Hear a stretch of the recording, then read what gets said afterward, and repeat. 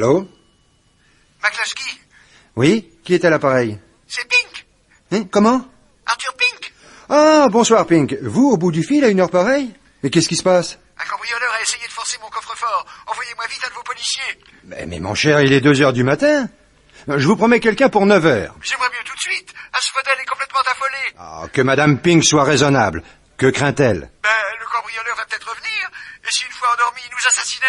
Dites à Pink que je vais passer les voir tout de suite en rentrant me coucher, histoire de les rassurer. Écoutez, mon vieux, savez-vous qui est auprès de moi en ce moment? Non, qui? Nick Carter.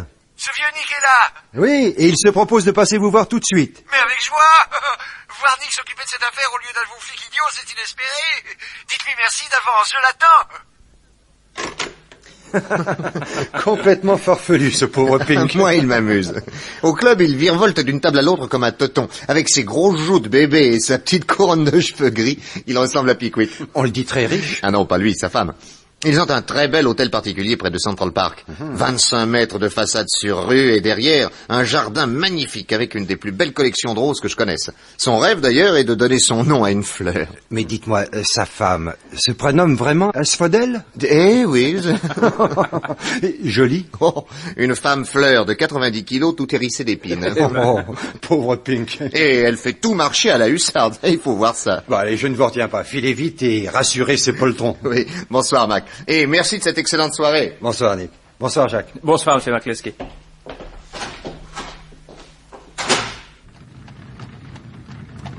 Bien, voilà un cap. Hep, cocher.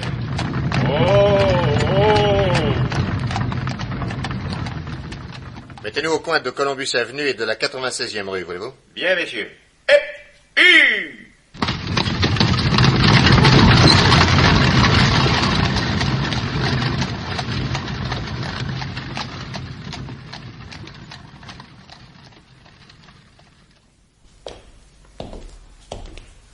Ah, mon cher Nick, entrez donc. Comme c'est gentil à vous de venir jusqu'ici et à une heure pareille. Je vous en prie. Asphodel! Oui? Voici Nick Carter. Ah, bonsoir, monsieur Carter. Mes hommages, madame. Mon neveu Jack. Madame? Ah, bonjour, monsieur. Soyez les bienvenus, messieurs. Mais asseyez-vous donc. Merci. Alors, qu'est-il arrivé exactement? Eh bien voilà. Je peux parler? Oui? Ah, mais certainement, ma chère, bien sûr, je vous en prie. Figurez-vous, monsieur Carter, que je venais d'entendre sonner 1h30. Oui, j'ai des brûlures d'estomac et je suis longue à m'endormir. Tandis qu'Arthur, lui, c'est un sac de plomb. Bref, 1h30 sonne, et tout à coup, je secoue mon mari. Arthur. Quoi? Qu'est-ce qu'il y a? J'ai entendu du bruit. Il y a quelqu'un en bas. Vous avez rêvé. Mais non, puisque je ne dors pas.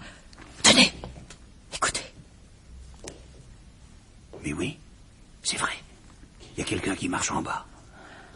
Je vais voir. Prenez votre revolver. Hein, oui. Et n'allumez pas dans l'escalier, surtout. Mais je vais me casser la figure. Mieux vaut ça qu'une balle dans la peau. S'il vous voit, il vous tirera dessus. Ah oui, vous pensez à tout. Je descends doucement.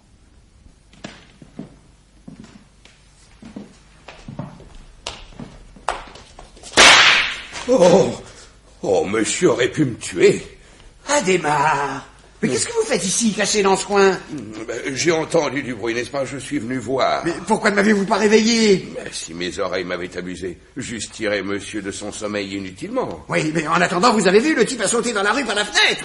Allumez l'électricité, voyons. Ah, tout semble en ordre. La porte du bureau est entr'ouverte. Cela ne me dit rien qui vaille. Et allons voir. Oh, par mes ancêtres que monsieur regarde devant le coffre-fort. Quoi? Tout un attirail de cambrioleurs. Il n'a pas eu le temps de l'emporter. Ah oui, il allait se mettre au travail quand il m'a entendu descendre. J'étais en bas avant monsieur. C'est moi qui ai dû l'effrayer. C'est un désirable visiteur. Oh, enfin, qu'importe. L'essentiel est que le coffre soit intact. Vous êtes en vie? Je vous félicite. Qui a tiré le coup de revolver? Mais moi, mon ami, je suis arrivé pour voir filer le cambrioleur par la fenêtre. Il a volé quelque chose? Je ne sais pas encore. Mais vous, Adhémar, qu'est-ce que vous faites ici en pleine nuit? Le bruit m'avait également alerté, madame. Arthur, Mon ami. téléphonez à McCluskey qu'il envoie tout de suite quelqu'un. Mais à cette heure-ci, ma chère amie, Mac n'est pas à son bureau. Il est chez lui en train de dormir. Ça m'est égal. Réveillez-le. C'est à la suite de ces événements, mon cher Nick, que vous voici auprès de nous. Oui. Mais finalement, le cambrioleur a-t-il volé quelque chose? Ah oui, hélas. 2 montres de ma collection, 2 oignons du 18e qui jouaient une vieille chanson française, Fanfan la tulipe. Ping, ping, ping, ping, ping, ping, ping, ping, à midi et à 6 heures. 2 merveilles cerclées de rubis. Et c'est tout? Oui, en réalité, c'était au coffre qu'il en avait. Ah, il contient beaucoup? Des valeurs, de l'or, et surtout des bijoux. Et ces bijoux représentent une somme importante. Oh, je les ai fait assurer pour 4 millions de dollars. Mazette. Mais pour moi, leur valeur est inestimable, car ils ont celle du souvenir. Ce sont des bijoux de famille qui remontent à des générations. Mon trisaïeul était diamantaire à Amsterdam. Oncle Nick, tu as vu? Quoi? Sur la barre d'appui de la fenêtre par laquelle le bandit a pris la fuite, il y a du sang. Ah oui, en effet. Quoi? Ma balle l'aurait atteint? Eh oui, il a même beaucoup saigné. Mais nous allons sûrement trouver des traces dans la rue. Votre valet de chambre est allé se coucher? Non, il est à côté. Adhémar! Madame, Dites-moi, pourquoi étiez-vous déjà là quand Monsieur Pink est descendu? j'ai été réveillé par le bruit et je suis descendu tout de suite. Ah, où couchez-vous? Là-haut, Ah oui, ça je m'en doute. Mais à quel étage? au second. Et du second, vous avez pu entendre un cambrioleur qui devait tout de même prendre beaucoup de précautions? J'ai le sommeil léger, monsieur, et l'oreille fine. Je tiens cela de mon ancêtre Laurent de la Bouille, qui a dit toise entendait dormir une sentinelle. Ah oui? Ah bon? Eh bien, je vous remercie. Je suis au service de monsieur. Il est curieux, ce valet de chambre. Un garçon très bien. Il s'appelle Adhémar de Bellencombre, descendant d'un gentilhomme normand qui est allé faire souche en Angleterre. Oui, Adhémar est né à Londres. Aussi ruiné que le reste de sa famille, il est venu à New York pour se placer. Il a grand style, n'est-ce pas? Oui. Oui, mais il a un regard qui me déplaît souverainement. Vous ne le soupçonnez pas, j'espère. Mon cher Pink, par principe, je soupçonne tout le monde. Je fais parler les gens, les faits, les indices, et comme dans vos montres, quand les petits engrenages entrent bien les uns dans les autres et que ça joue Fanfan la tulipe, alors j'arrête le coupable. Oui, ping, ping, ping, bravo.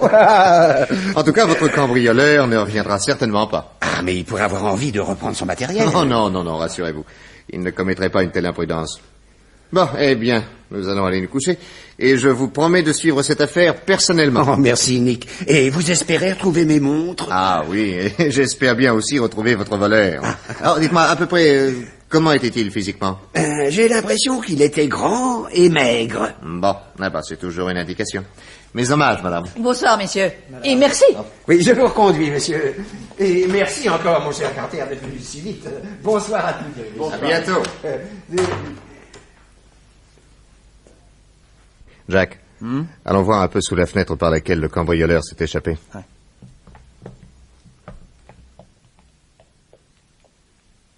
Tiens, c'est celle-là. Ah oui, en effet. Il y a une traînée de sang, tu vois. Oh, regarde sur le trottoir. Il y a des gouttes qui indiquent la direction que le type a prise. Ah il y a qu'à les suivre.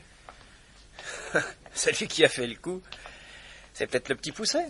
Ouais. Tiens, regarde, il a tourné ici. Ah, tiens, c'est curieux, à partir de là, il n'y a plus une goutte de sang. Il a dû bander sa plaie avec un mouchoir. Ouais, ça allait trop bien. Bon, eh bien, il ne nous reste plus qu'à suivre la rue jusqu'au carrefour et tâcher de trouver un cab.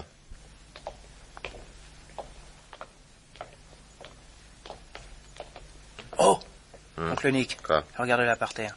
Mais où donc? Dans ce renfoncement. C'est un vieux qui dort ou quoi? Ah non. C'est un jeune, grand et maigre. Tiens. Oh, je parierais à 1000 contre 1 que c'est notre cambrioleur. Mais regarde, il a la main droite bandée avec un mouchoir plein de sang. On va pas le laisser là. Non, laisse-moi faire. Et surtout pour lui, on n'est pas des policiers. Hein. Bon, entendu. Alors, mon vieux, ça va pas? Hein? Quoi? Eh ben, vous vous êtes senti malade? Oui. J'ai tourné de l'œil. Ah. Ah, mais dites donc, vous êtes blessé? Qu'est-ce qui vous est arrivé? Moi? Ah, je ne sais pas. Je ne sais plus. Qui êtes-vous? Nous? On sort d'une réception, on rentrait tranquillement et on vous a aperçu. Non, mais dis donc, il faut pas rester là. Hein. Attendez, on va vous aider à vous relever. Tenez, cher ami, aidez-moi, voulez-vous? Alors, allez, là. Ah, là. Je vous remercie. Oh. Mais comment vous êtes-vous blessé? J'ai été attaqué par un rôdeur. Ah. Il m'a fauché mon portefeuille. J'ai voulu lui reprendre, mais il avait un couteau. Oh, le mieux serait qu'on vous conduise au prochain poste de police. Non, je veux pas. Pourquoi? Ils vous soigneront et vous pourrez déposer une plainte. Non, J'aime mieux rentrer chez moi. Après, on verra. Ah, aller d'abord à la police me serait préférable. Mais non, je vous dis que non. Je vais aller chez moi. Bon. Eh ben voilà un fiacre. On va vous mettre dedans. Cocher. Attendez, on va vous aider à monter. Quelle est votre adresse? 147e rue, numéro 21. Cocher, 147e rue, numéro 21. Ah bon, en fait, c'est pas si loin, on va vous accompagner. Oui. Non, je vais très bien. J'ai besoin de personne. Alors, on va pas vous laisser comme ça, voyons. Si vous vous trouviez encore mal, ça on ne sait jamais. Oh. Allez, Cocher, en route.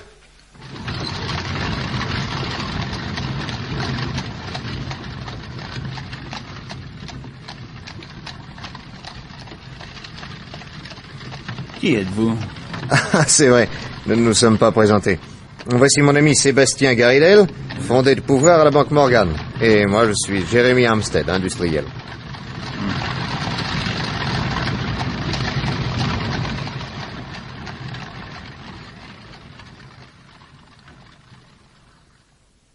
Mis en confiance, le blessé se laissa bercer par le trot du cheval, et 20 minutes plus tard, nous arrivions devant une maison de 6 étages, d'aspect médiocre.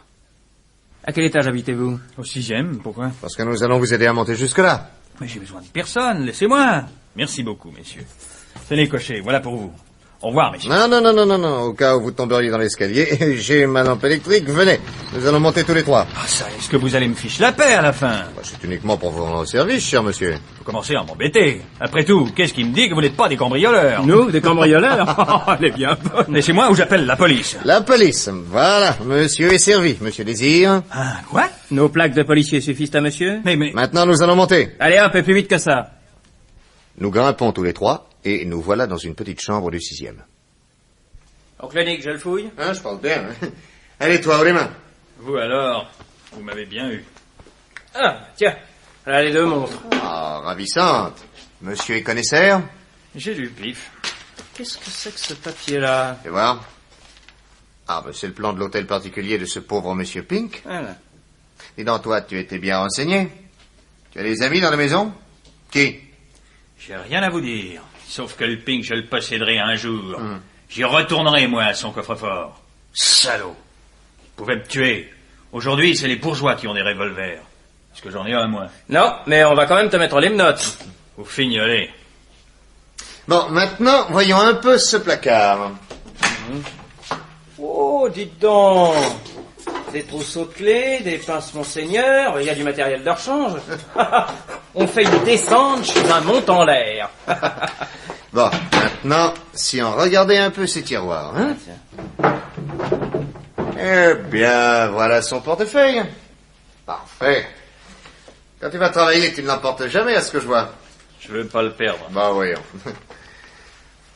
Alfred Quetch, né à Philadelphie le 1er novembre 1883. 1er novembre. Ah bah dis donc, c'est aujourd'hui ton anniversaire. Oui, je m'en rappellerai. Oh, Jack. Hein? C'est amusant. Quoi donc? Regarde-moi cette photographie. Qu'est-ce que tu y vois? Un groupe à la campagne. Oui, mais le deuxième en partant de la gauche, là. Le grand maigre. Ah. Ça te rappelle personne? Oh, mais c'est Adhémar, le valet de chambre de Monsieur Pink. Ah, n'est-ce pas? Vous donnez pas tant de mal. C'est un copain qui est mort il y a 2 ans. Vraiment? Oh, le salaud! Il a soufflé la bougie et renversé la table. Il ouvre la porte! Il fout le camp, la lampe électrique, vite! Où a-t-il pu passer? Dans l'escalier. Mais non, je vois personne. Puis on l'entendrait. Oh, regarde, l'échelle qui donne accès au toit. Il a sûrement filé par la lucarne. Vite! Avec des menottes aux mains, il peut pas aller loin. Bon, on va le coincer sur les toits. Mais sûrement.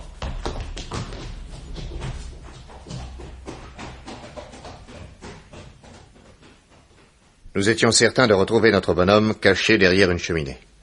Eh bien, rien. Introuvable. Disparu, volatilisé. On appelle des policemen, on visite les maisons avoisinantes. Alfred Quetch court encore. Furieux, on va se coucher. Et à 9h15, nous retournions chez Pink sous une petite pluie glaciale. Nous trouvons Asphodel dans l'entrée. Elle revenait du jardin. Oh, monsieur Carter, quel temps! Oh, les belles roses. Vous voyez là les 5 dernières. Ben, regardez-moi ça, j'ai les pieds dans un étap. Je vais mettre de la boue partout. Mais du côté du jardin, j'ai demandé à l'architecte de nous faire un trottoir en ciment tout le long de la maison. Entendu, Madame Pink, dans 1 mois ce sera fait. Il y a un an de ça, j'attends encore. Ah, regarde, Jack, ce beau jardin. Ah, malheureusement, il est mort jusqu'au printemps prochain. Mais vous viendrez voir ça au mois de juin. C'est un enchantement. Arthur! Mon petit. Bonjour. Oh, Nick, entrez, entrez. Cher Pink, voici vos montres. C'est pas possible. Déjà? Eh oui. Oh, monsieur Carter, vous êtes formidable. Et elles ne sont pas abîmées, au moins. Mais non, elles sont absolument intactes. Mais écoutez-moi ça, Nick.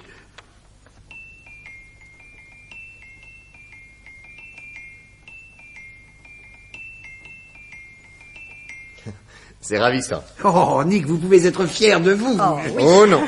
Pourquoi non?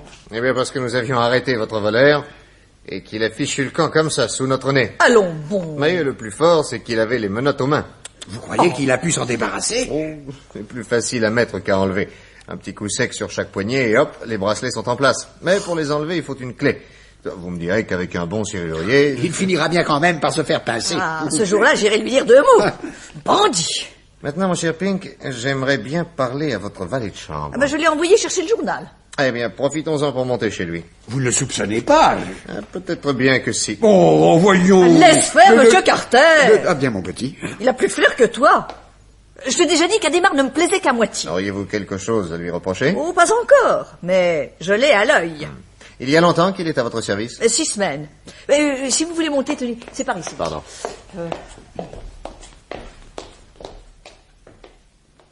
Nous montons, et Jack et moi, nous nous mettons à fouiller la chambre et les meubles d'Adhémar de Bel-Encombre.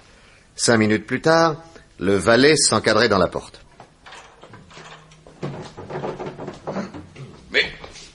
Mais messieurs, serais-je le jouet d'une illusion? Ah non, du tout, Adhémar, du tout. Vous voyez, nous fouillons votre chambre. Mais je proteste solennellement. Ah, gamin.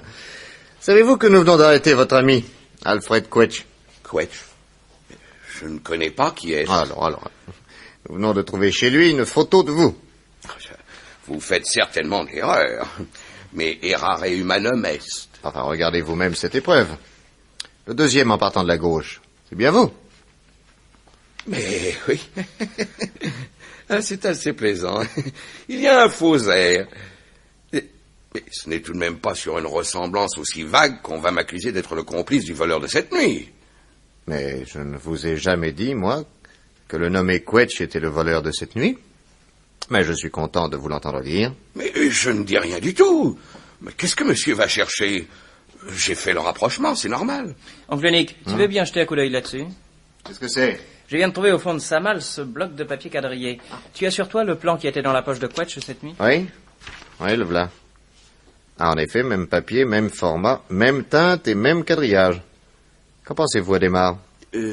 Le cambrioleur avait un plan de la maison? Oh, ça vous surprend tant que ça? Mais qu'est-ce que monsieur suppute? Monsieur penserait-il que c'est moi qui ai remis ce plan à l'individu en question? Un plan que j'aurais dessiné sur une page de ce bloc? Oh, monsieur ne croit tout de même pas que la maison qui fabrique ces blocs n'en a vendu en tout et pour tout qu'un seul, et à moi? Tout de même, cette photo, ce bloc, avouez que c'est assez troublant. Je ne me sens troublé en aucune façon, monsieur. Je demanderai seulement à monsieur de bien vouloir remettre en place tout ce qui l'aura dérangé. Bonsoir, messieurs. Photographie, bloc de papier ne constituaient évidemment que des présomptions et non des preuves. Rien dans la chambre d'Adhémar qui pût l'accuser de complicité. Quant au cambrioleur Quetch, il demeurait introuvable. Après tout, Pink avait récupéré ses 2 montres et nous avions d'autres chats à fouetter. On abandonna l'affaire. Or, une dizaine de jours plus tard, on m'appela au téléphone.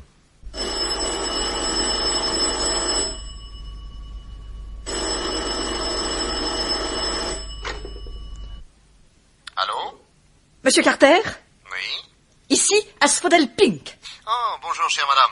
Comment va votre mari? Ah, nous allons très mal. On vient de me voler mon collier de perles. Pas possible. Du moment que je vous le dis, c'est que c'est possible. Mais... Oh, venez vite, monsieur Carter. Au nom de l'amitié qui vous lie à cet imbécile d'Arthur, qui reste là, les bras ballants, à ne pas savoir que faire. Mais, madame... À tout de suite, n'est-ce pas? Entendu. Je me fichais éperdument du collier de cette dame, mais la fuite du cambrioleur Alfred Quetch me restait sur le cœur. Il s'était juré de revenir cambrioler la maison de Pink. Peut-être était-ce lui l'auteur de ce nouveau vol. L'espoir de trouver un indice susceptible de lui remettre définitivement la main dessus me tira du lit. 1 heure plus tard, j'étais avec Jack chez Asphodel. Le coffre-fort est intact, mais c'est mon secrétaire qui a été forcé. Ah, voyez vous-même. Oui, en effet. Hier soir, comme d'habitude, j'ai rangé mon collier de perles, et ce matin, il n'y était plus. Voyons. Le boudoir où nous sommes se trouve au rez-de-chaussée. Et cette nuit, vous n'avez entendu aucun bruit anormal? Ah non, mon estomac va mieux. Et votre valet de chambre? Mais il n'a rien entendu non plus. Tiens. Je peux lui parler? Ah, il est en train de faire ses valises. Je viens de le flanquer à la porte. Pourquoi donc? J'ai eu une phrase malheureuse qui laissait entendre que je n'étais pas sans le soupçonner. Ah. Il m'a répondu avec une insolence de gentilhomme. Ce genre d'insolence que je ne peux pas supporter. Et puis, depuis qu'il est à mon service, pas mal de petites choses ont disparu. Oui, mais de là à voler ton collier de perles. Vous avez fouillé sa chambre? Ah non. Bon. Jack, allons-y, vite, montant. Bon, ben je vous accompagne. Non, nous connaissons le chemin. On n'en a pas pour longtemps. Eh bien alors, je vous laisse aller. 10 minutes plus tard, sous le regard ironique d'Adhémar, nous avions fouillé tous ses bagages. Rien de suspect et pas de collier. Alors on redescend? Non, une seconde. Dites-moi, Adhémar, Monsieur? cette nuit, vous n'avez pas entendu le cambrioleur? Non, monsieur. Tiens. Et l'autre nuit, vous aviez très bien entendu. Oui, monsieur. C'est curieux, ça, vous ne trouvez pas? Puis-je me permettre de donner un conseil à monsieur? Pourquoi pas? Monsieur devrait voir un peu du côté de monsieur Eric. Eric? Qui est-ce? Le neveu de monsieur. Il vit ici avec nous. Il a perdu sa mère depuis longtemps et son père, qui était un frère de monsieur, est mort dans un accident d'automobile. Ah? En mettant sa voiture en marche. Non. Si. Il s'est éventré en tournant la manivelle. Oh. Alors, comme monsieur et madame n'avaient pas d'enfants, ils ont pris monsieur Eric avec eux et ils l'ont élevé comme leur propre fils. Je dirais même qu'ils l'ont pourri. Monsieur est avec lui d'une faiblesse inconcevable. Quand je pense qu'à 22 ans, ce petit faquin n'a pas encore trouvé le moyen de travailler. Et il a de ses fréquentations. Si je m'exprime ainsi, c'est eu égard à la petite scène que j'ai entendue hier soir. Qu'est-ce que vous avez entendu? Monsieur Eric était dans le bureau de monsieur. Mon oncle, Quoi? je voudrais te demander quelque chose. Ben vas-y. J'ai besoin de 10 000 $. 10 000 $? Pourquoi faire? Pour acheter un manteau de fourrure à Pamela. Mais tu n'es pas fou. Si je lui paye pas ce manteau, elle va me plaquer. Oh, penses-tu? Tu la connais pas? Elle a un type très riche et très vieux qui lui court après. Eh ben, il va la rattraper. Oh! Elle fait du surplace. Tu resteras son amant de cœur. Impossible. Elle a pas de cœur. Tu l'aimes? Elle me tient à la peau. Pauvre petit. Je sais ce que c'est, va. Je suis passé par là. C'est pas des bonnes paroles que je veux, c'est 10 000 $. Mais je ne les ai pas, vois-tu. Tu sais bien que ta tante me donne de l'argent, $1 par $1. Pauvre gros, va. Et essaie de taper ta tante. Elle est furieuse contre moi. Bah dis donc, avant-hier, tu lui as encore fauché 1 000 $ dans son secrétaire. Mets-toi à sa place. Bon, très bien. Je me débrouillerai autrement. Qu'est-ce que tu vas faire? Travailler. Oh, dis pas de bêtises, Eric. Oh. Voilà, monsieur, ce que j'ai entendu. Et quand j'aurai ajouté que monsieur Eric n'a pas reparu depuis hier soir, son lit n'est pas défait, je laisserai à monsieur le soin de conclure. Allez bien, Jack, descendons.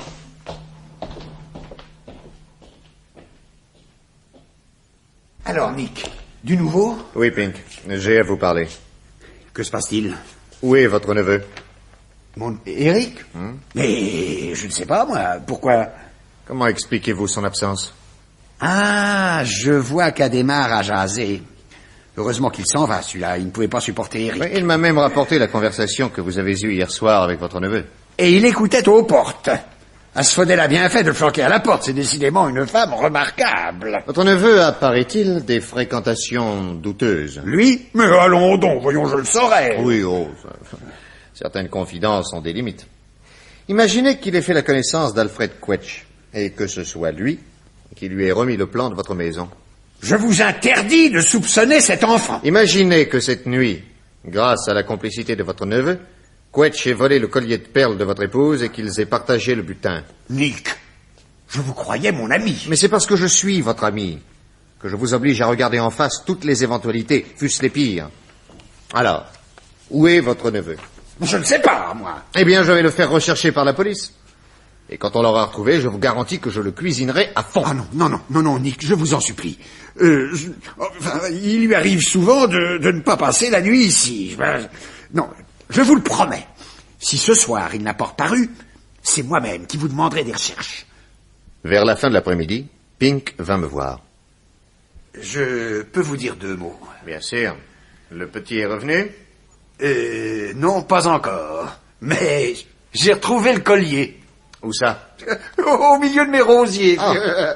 Figurez-vous que cet après-midi, vers 3 heures, je venais de cueillir mon dernier bouquet de roses, quand j'aperçois par terre comme une sorte de gros ver blanc. C'était le collier de ma femme. Mais qui a pu le jeter à cet endroit? Ah, sûrement le voleur de cette nuit. Peut-être Adhémar. Ou votre neveu? Bon, oh non, mon neveu, sûrement pas. Non, dites plutôt ce Quetch, qui m'a déjà cambriolé une fois et que vous n'avez toujours pas retrouvé.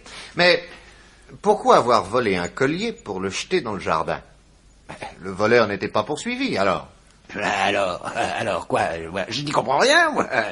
Oui, enfin, je venais vous dire que la plainte de ma femme était sans objet, puisque on a retrouvé, comme on dit, le corps du délit, hein.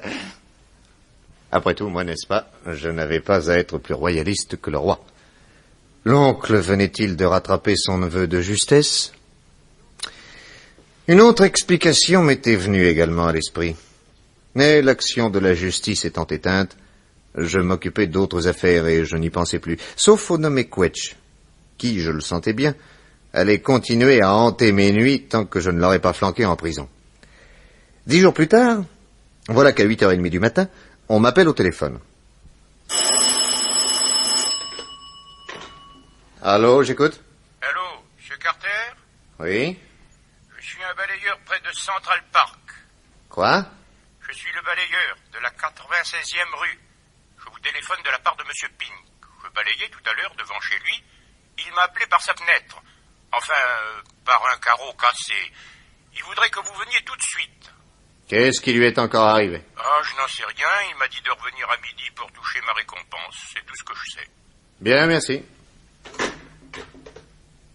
Intrigué, je file avec Jack, et sous une pluie qui n'arrêtait pas de tomber depuis 2 jours, nous arrivons à la porte de chez Pink. Je sonne.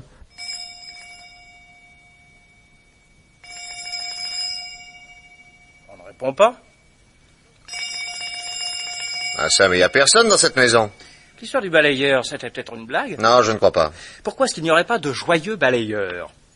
Nous examinons la façade et nous découvrons que la fenêtre du bureau a effectivement un carreau cassé. Un rétablissement et, par l'ouverture, j'attrape l'espagnolette. J'ouvre la fenêtre et nous sautons dans le bureau. Oh, mes amis, un désordre indescriptible. Meubles renversés, coffre-fort ouvert et près de la fenêtre, par terre, un Pink en piteux état. Les poignets rivés dans le dos par des menottes, les chevilles liées avec un cordon de tirage, les semelles noires de terre mouillée, les vêtements déchirés et, autour du cou, un bâillon qui avait glissé, ce qui avait sans doute permis à mon vieil ami d'appeler au secours. Mon pauvre monsieur Pink, qu'est-ce qui vous est donc arrivé?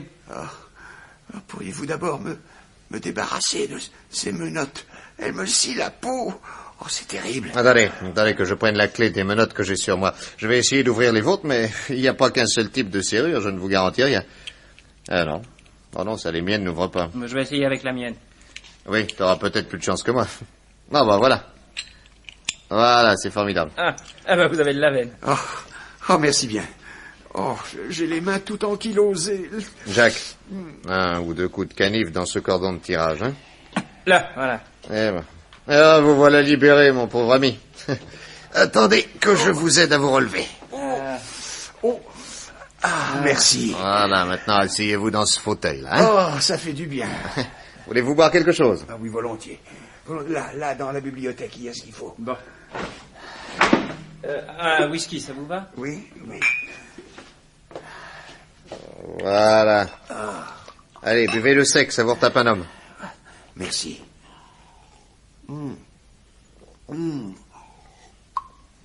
Oh, ça va mieux. Bon. Et maintenant, avez-vous la force de nous dire ce qui s'est passé? Oh, mes enfants, quelle nuit. Il faut d'abord vous dire que ma femme est à Miami, dans notre propriété. Elle y est avec la cuisinière et la femme de chambre. Et moi, je suis resté ici tout seul. Et votre neveu? Mon neveu est en croisière depuis 8 jours avec des amis. Bref, hier soir, j'ai dîné au restaurant, et puis je suis venu ici dans mon bureau pour lire un peu avant de monter me coucher. Oui. Soudain, j'entends du bruit derrière moi, et un homme masqué me saute dessus. Ça d'impression, j'aime autant vous le dire. Moi, je me dresse, je me retourne d'un coup de rein, et POM! Je lui assène un coup de tête au creux de l'estomac. Bravo. Alors ça a été la bagarre. Moi, je suis plus très jeune, mais j'ai fait beaucoup de cannes et de savates, et le type a encaissé dur. Malheureusement, j'ai le souffle un peu court, et il a eu finalement le dessus. Aïe. Il m'a ramené de force les mains derrière le dos, et en 2 petits coups secs, il me les a immobilisés avec ses menottes. C'est Quetch qui est revenu, parbleu. Tu m'as fait arrêter, maintenant c'est moi qui te passe les menottes. Ça, je trouve ça assez amusant. À vous trouver, vous! Oh, pardon. Oui, il avait juré de se venger de vous à cause du coup de revolver que vous lui aviez envoyé. Le bandit! Bon, comment était l'individu de cette nuit? Assez grand et assez maigre. Ça correspond bien au physique de Quetch. Oui. Oui, mais ça correspond également à celui d'Adhémar, votre ancien valet de chambre. Oui, c'est vrai, ça. Et votre neveu, Pink, quelle taille a-t-il? Mon neveu. Mais Eric n'a rien à voir dans cette histoire. Quelle taille a-t-il? C'est un grand et beau garçon. Maigre? Comme tous les jeunes coqs. Vous pensez bien tout de même que si c'était mon neveu, je l'aurais reconnu, moi. Oui, mais vous ne le diriez pas. Bon, après vous avoir mis les menottes, qu'a fait le bandit? Il a arraché un cordon de tirage et il m'a attaché les jambes. Et puis il a fouillé dans mes poches, il a voulu m'obliger à lui dire le secret d'ouverture de mon coffre. Alors moi j'ai refusé. Hein. Alors il a commencé à me tordre les doigts et à vouloir m'enfoncer une pointe de couteau sous les ongles. J'ai pas honte à l'avouer, devant la douleur physique, je suis sans résistance et je lui ai dit le secret de mon coffre. Oui. Et à ce que je vois, il a tout emporté. Hein. C'est épouvantable, ma pauvre femme. Ma pauvre femme va en tomber folle. Oui, il y avait comme l'autre jour des valeurs, de l'or et des bijoux de famille. Eh oui. Un joli travail. Et puis? Et puis il m'a mis ce bâillon et puis il est parti. Par où? Par la porte. Et pour plus de précaution, il m'a enfermé à clé. Il y a toujours une clé sur la serrure. En effet, on peut dire qu'on est bouclé. J'aurais bien essayé de me sauver par la fenêtre, mais attaché comme je l'étais, et puis avec ce bâillon, impossible de crier. Ce n'est que ce matin que j'ai réussi à le glisser sur mon cou, j'ai rampé petit à petit vers la fenêtre, j'ai donné un coup d'épaule dans le carreau, et quand le balayeur est passé, je lui ai demandé de vous appeler. Voilà. Bon. Mais comment le voleur était-il entré? Il est entré par cette fenêtre qui donne sur le jardin. Et avant de partir, il l'a refermée. Comment vous l'aviez laissée ouverte? Oui, tout contre, enfin. Parce que, vous le sentez, hein, mon chauffage par bouche de chaleur est mal réglé. Il marche le tonnerre et je supporte très mal l'air chaud, moi. Oui. Et quelle heure était-il quand vous avez été attaqué? Environ minuit. Minuit 12, exactement. Regarde, oncle Nick, la pendule est tombée sur son cadran, le verre est cassé et les aiguilles sont coincées sur minuit 12. Oui, bien. Votre agresseur est resté longtemps ici? Un quart d'heure, 20 minutes. Et il m'a laissé tout seul jusqu'à votre arrivée. Oh, quelle nuit! Quelle nuit! J'ai essayé plusieurs fois d'attraper le téléphone, mais avec les mains dans le dos. Oh, puis j'étais comme abruti, moi, l'émotion, vous comprenez. Et puis la chaleur. Oui, bien sûr. Jack? Oui? Ouvre-moi toute grande cette fenêtre qui donne sur le jardin. Voilà. Tiens, regarde. Il y a des marques de pieds. On a effectivement escaladé cette fenêtre. Il suffirait d'avoir les chaussures de Quetch, d'Adhémar et du neveu de Monsieur Pink. Avec ça, on saurait tout de suite lequel a fait le coup. Oh, inutile. Moi, je le sais. Oh, mon Dieu! Alors dites-le vite! Qu'est-ce que vous voulez que je vous dise? Qui a cambriolé le coffre-fort? Qui a Mais c'est vous, mon cher Pink. Moi? Mais oui. Vous plaisantez. On m'attaque, on me vole, on me ligote comme une momie, on m'enferme. Et vous dites que c'est moi qui ai fait le coup? Mais c'est de la démence. Mais non, du discernement. Je vais vous dire, moi, ce qui s'est passé. Madame Pink vous donne l'argent au compte-gouttes. Et une certaine Lilette vous coûte très cher. Lilette? Oui. Lilette? Je vois pas qui c'est. Tiens. Ah non. Bon. Enfin. Et une nuit, le nommé Quetch rate son cambriolage. Mais il vous donne une idée. Vous cambriolez vous-même pour monnayer les bijoux de famille. L'assurance remboursera votre femme et vous aurez une petite trésorerie bien à l'aise. C'est bien ça. Hein? Continuez, vous m'amusez. Vraiment. Mais vous vous dites, avant le grand coup, un petit essai ne serait pas superflu. Vous volez le collier de votre femme, mais comme vous me voyez décidé à rechercher et à cuisiner votre neveu, qui a pas mal de choses à se reprocher d'ailleurs, dont, entre parenthèses, est probablement la remise du plan à Quetch, vous ramenez le collier à la surface pour que je laisse tranquille votre cher neveu. Et là, voyez-vous, je commence à avoir la puce à l'oreille. Parce que, 10 jours plus tôt, votre femme avait cueilli vos 5 dernières roses. Et j'avais moi-même constaté qu'il n'y avait plus une fleur dans votre jardin. Or, vous faites un saut chez moi pour me dire que, venant de cueillir votre dernier bouquet, et là, vous mentez, vous aviez trouvé le collier de perles au pied d'un de vos rosiers. Mais dans quel but mentez-vous? Pour sauver votre neveu, qui est le voleur, ou bien pour restituer ce que vous avez dérobé de peur que je ne vous démasque? vertigineuse, N'est-ce pas? Vous attendez encore 10 jours, et là, enfin, vous vous cambriolez vous-même. Vous videz votre coffre, vous mettez en lieu sûr ce qu'il y avait dedans. Oui, vous avez dû faire ça dans la journée d'hier. Et ce matin, vers 7 heures, après une bonne nuit, vous allez dans votre salon. Là, vous tournez la clé qui est sur la porte de votre bureau pour nous faire croire que vous avez été enfermé de l'extérieur. Vous descendez au jardin, puis vous revenez dans cette pièce par la fenêtre. Vous chambardez les meubles, vous cassez la pendule, après avoir mis les aiguilles à minuit 12. Vous avez trop d'imagination. Et vous, pas assez de prudence. Vous attachez les chevilles avec un cordon de tirage. Et, suprême astuce, ne voulant pas vous lier les mains derrière le dos d'une façon dont vous devriez pouvoir vous délier assez facilement, pour nous faire bien croire à l'agression, vous avez l'idée de vous procurer des menottes. Oui, des menottes, quoi. Je voudrais bien savoir où, par exemple. Non, mon cher, on en trouve chez tous les armuriers. 2 coups secs et les bracelets sont fixés. Et la présence même de ces menottes aura toute chance de désigner Quetch comme l'auteur de ce 3e cambriolage. Vous n'avez aucune preuve de ce que vous affirmez. Mais si. Et cette preuve, savez-vous où elle est? Non. Où? Regardez vos chaussures. Elles sont pleines de terre. Parbleu, je suis allé au jardin hier soir à 9h. Ah non. Non, vous y êtes passé il y a à peine 1 heure pour escalader la fenêtre. Et la preuve, c'est que cette terre est encore mouillée. Si vous disiez vrai, après 9 heures de présence dans ce bureau surchauffé, elle serait sèche depuis longtemps. Vous êtes le diable. Oui, peut-être. Mais un bon diable. Oui, comme vous, dans le fond, vous n'êtes pas un mauvais bougre. Allez, je vous tiens quitte. Allez vite chercher des bijoux et le reste et remettez tout dans le coffre. Faites de l'ordre dans ce bureau, portez cette pendule chez l'horloger et cirez vos chaussures.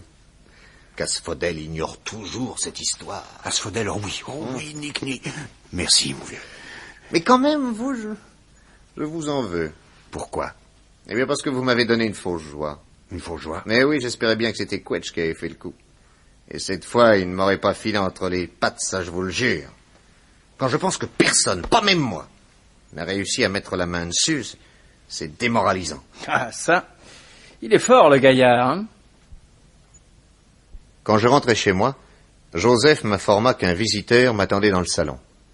Bonjour, monsieur Carter. Comment? Quetch? Eh oui, c'est moi. Je viens vous demander de me rendre un grand service. Ah oui, lequel? Arrêtez-moi et mettez-moi en prison. Comment annonce? Alors c'est vous qui venez vous constituer prisonnier, ça? Oui. Oui, un sursaut de conscience? Non, alors là, faut pas charrier. Si j'avais pas le coup dur dont je vais vous causer, vous seriez encore à me cavaler après. Quel coup dur? Ben, j'ai 2 associés avec qui j'ai pas été régulier. Ils ont juré de me descendre. Je ne serai nulle part plus en sécurité qu'en prison. Alors je viens vous dire, arrêtez-moi. Et si je vous flanquais dehors? Alors là, monsieur Carter, vous n'avez pas le droit. Vous savez que je suis un dangereux cambrioleur. Vous êtes obligé de m'arrêter. Oh, mais alors ça... Allez, rassurez-vous. Je dirai pas que je suis venu me mettre à votre disposition. Je veux pas qu'on se foute de vous. Merci. Et je l'ai arrêté. Et je l'ai conduit en prison. Et dans le fiacre, pendant le trajet, Un des deux tueurs lui a tiré dessus et l'a raté. La balle a éraflé le bout de mon nez et pendant 3 jours, je suis resté avec un pansement au milieu de la figure. La fin de cette histoire restera la honte de ma vie.